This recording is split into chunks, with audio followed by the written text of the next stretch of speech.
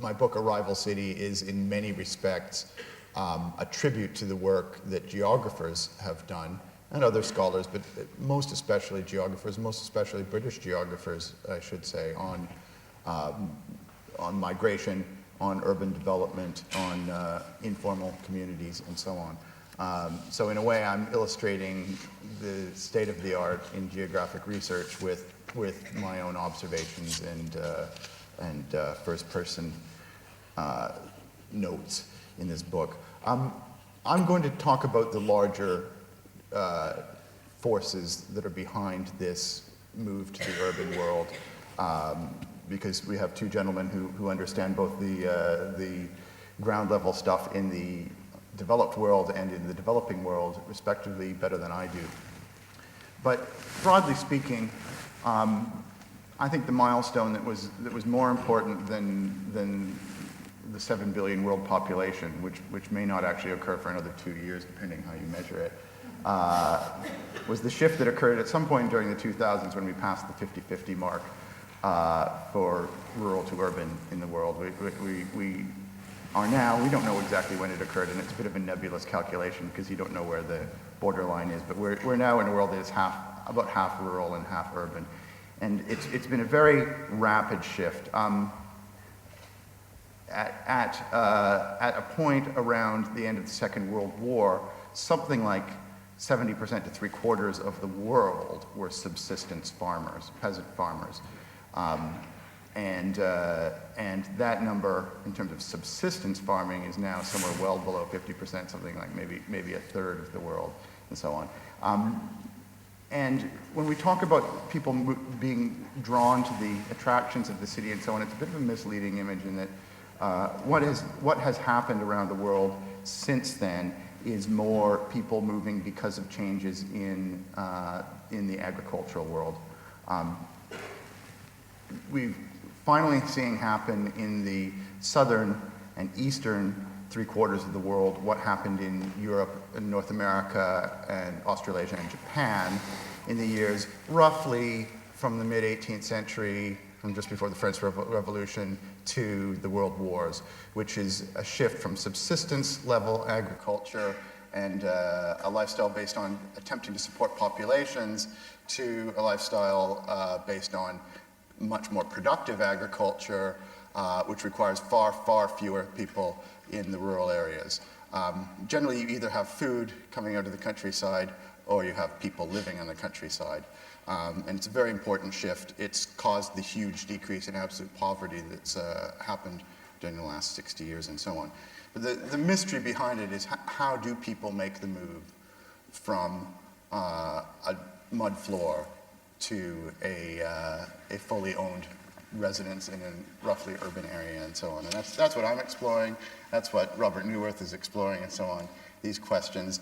There's a lot of talk these days about the growing middle class around the world and so on, which I think is a little bit exaggerated in the sense that you read a lot about the billions of middle class people in sub-Saharan Africa emerging. The index of a lot of those studies is between $2 and $20 family income per day. 20 would put you well into the middle class, but 2 would make you in what you might call the class of people who don't starve to death anymore. And that's important, and that is more what's happening, is people are shifting to a life where they don't starve. But people do not shift directly from a mud floor to a condominium. They move in the process generally through transitional urban neighborhoods, landing pad neighborhoods, what I call arrival cities, because I'm examining the internal logic that links them back to an originating village and forward into the established urban economy. And these transitional places are increasingly the places where change is occurring, where political tensions are occurring, and where what social mobility does occur is occurring, where the very large decrease in the numbers of people in absolute poverty that occurred during the 2000s, that was people moving from rural areas to what you might call arrival city, self-built enclaves, especially in China, but in other places. These are the sites of tension and explosions. The first people to march into Tahrir Square in Cairo on January 25th were people from a neighborhood called Bulak al-Dakrur, which is a self-built officially non-existent neighborhood of a couple 100,000 people just outside of central Cairo, with a very frustrated population who had come from Upper Egypt and attempted to make a living, and were excluded from the established middle class once the shops and so on started to do well by the regulated sort of authoritarian economy of Egypt. Those frustrations led to a lot of the things going on in the Arab world, and much as the frustrations among rural to urban migrants living just outside the walls of Paris in the late 18th century in the Faubourg, which were very similar neighborhoods to these shantytown squatter neighborhoods and so on, bubbled up in tension. Most of the people who were arrested for storming the Bastille on July 14th, 1789, were people registered and officially living in rural areas in the outskirts of France who were trying to make a go of it as rural to urban migrants, much like the slum dwellers we see now. Now, behind all this is a shift whose magnitude is on a scale that we've never seen before. I mean, the European urbanization had a profound effect, of course, on life. It ended mass starvation, mass malnourishment, and population growth as major phenomena in the West. That was the direct cause of it, and we're slowly starting to see that happen. It's fully happened already for the most part in most parts of Latin America, of South and Central America. If you look at a graph showing the rural and urban populations of the various continents, Europe and North America are pretty much a steady straight line going from about the years after the Second World War to the present. They're between 75 and 90% urban, depending where you look. South and Central America, you see a diagonal line that goes up to about 10 years ago and then converges with Europe and North America. Those places are pretty stable now. And that's what part of the reason, that's, I say, the key reason why you don't see stories on the front page of the paper every few days about a coup or an uprising or revolution in a South American country, this stability caused by full urbanization. But at this point, 41% of Asians and 38% of Africans live in cities, and they're very quickly shifting to the worldwide norm. 50 million people around the world become city dwellers each month, mainly in Africa and Asia. And when you look at that number, it sounds like everybody's getting on a bus and moving, but in fact, the increase in urban populations, 2/3 of it is accounted for by internal growth of cities or by cities expanding and taking over former rural areas and so on. Only 1/3 is caused by people moving in, and that's an important thing to realize, because one of the things I'll talk about is that urbanization ends population growth. It's the thing that causes population growth to cease being a problem and so on.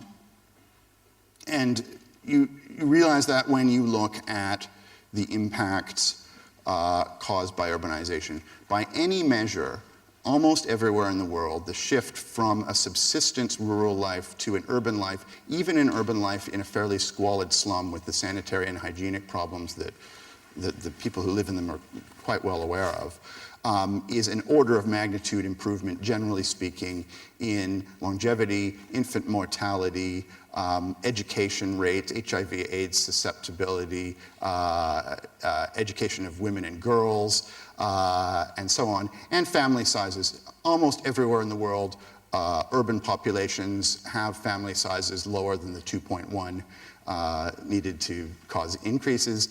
And you can, in fact, look at a graph of world population growth according to levels of urbanization. The handful of countries that are responsible for all world population growth right now are the highly rural countries and so on. And that is independent of culture or religion and so on.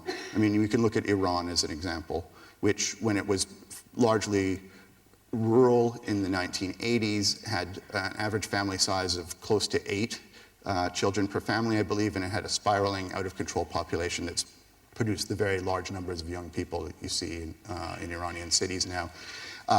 And at this point, Iran has an average family size of 1.9, I believe. lower than Britain's, and a fast shrinking, or a population that will soon be fast shrinking, and so on. So, and that is entirely because of the shift to an urban population. And eventually, this will be what solves the very serious ecological problems of world population growth. If you look at a chart of population growth rates, they're plummeting on every continent. They're plummeting in Africa, they're plummeting, and during this century, the growth rates will pass below the 0 point on every continent, even by the most pessimistic projections. Does that mean the actual world population will stop growing during this century? Probably not quite. The more pessimistic projections would have it stop growing after the end of the century, which is assuming that current urbanization levels stay the same. And the big driver behind world population is levels of urbanization. If we can assume that we can overcome some of the problems of urbanization, particularly in India, which has some serious factors that are keeping people in subsistence agriculture, and it's 1 billion people, so it's a number that affects all of those world figures. If somehow it can overcome its barriers to further urbanization, it would both dramatically lower poverty and malnutrition rates around the world, and would also start to put a brake on world population increase much faster. And we could see the world population start shrinking more like 2050, 2060, and so on. So the other factor is that this mass urbanization is not just occurring within the countries of the developing world, but it's also driving the largest numbers of migration into the Western world. That doesn't mean that the largest number of immigrants in every place are from mud floors in the developing world. In Europe, you get more people from other Western countries moving across. But the largest number of poor immigrants coming into places are unquestionably rural to urban migrants who are also intercontinental migrants.